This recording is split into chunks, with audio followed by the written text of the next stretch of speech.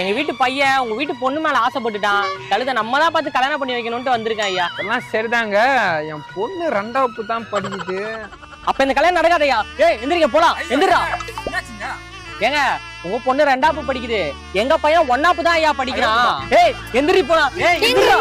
இருங்க, அப்பேற்பட்ட ஷாஜகானே 5வது படிக்கும் போது மும்தாஜ் 10வது படிச்சாங்க. அவங்களே சேர்ந்து வாழ்ந்து சந்தோஷமா இருக்காங்கல்ல, கட்டி வைங்க பாத்துக்கலாம். சரி சரி ஓகே, ஏதோ சொல்றா. யா இந்த ஊர்லயே பெரிய குடும்பம் எங்க குடும்பம் தான். முதல்ல பெயிண்ட் போட்டதே நான் தான்.